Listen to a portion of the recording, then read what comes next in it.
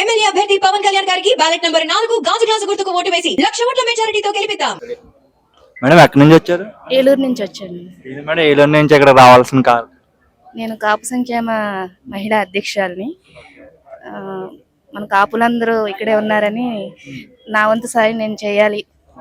పవన్ కళ్యాణ్ గారు మెజార్టీతో గెలవాలి అని పవన్ కళ్యాణ్ గారికి సంజీవన్ తెలుపడానికి పిఠాపురం నేను కూడా ప్రచారం చేయడానికి వచ్చాను. సో మీరు కూడా ఇక్కడ కొన్ని రోజులు ఉండి ప్రచారం చేస్తారంటారు.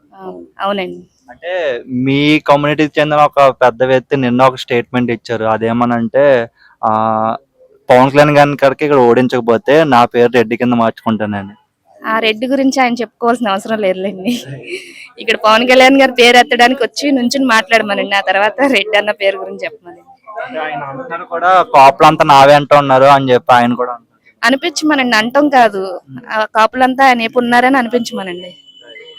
అంటే ఎందుకు సార్ అలాగా అంటే ఆయన పిఆర్పి పెట్టారు చిరంజీవి గారు, అలాగే పవన్ కళ్యాణ్ గారు ఇక్కడ జనసేన పెట్టారు. ఇద్దరు కూడా రెండు పార్టీలో తప్ప మిగతా అన్ని పార్టీలో ఆయన జాయిన్ అయ్యారు. దీన్ని ఏ విధంగా చూడొచ్చు? ఆయన ఉనికిని చాటుకోవడానికి అన్ని చేస్తున్నాడు అంతే అనుకుంటున్నాం మేము.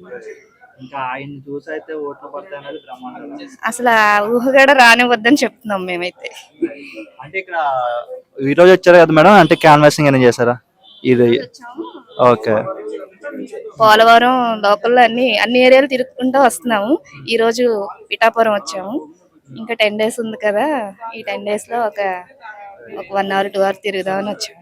అంటే మీరు ఆల్రెడీ కొన్ని కాన్స్టిట్యుయెన్సీస్ టచ్ చేసి వచ్చారు, అక్కడ మూమెంట్ ఎలాగ ఉంది? అన్ని చోట్ల సక్సెస్, కూటమికి బాగా సపోర్ట్ గా ఉంటున్నారు. ఎక్కడ చూసినా సక్సెస్.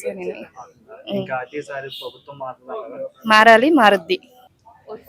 Vote for Janasena. పిఠాపురంలో జనసేనకి పవన్ కళ్యాణ్ గారికి బ్యాలెన్స్ నెంబర్ 4, బ్యాలెన్స్ నెంబర్ 9 కి ఓటేసి గెలిపించుతారని కోరుకుంటున్నాం.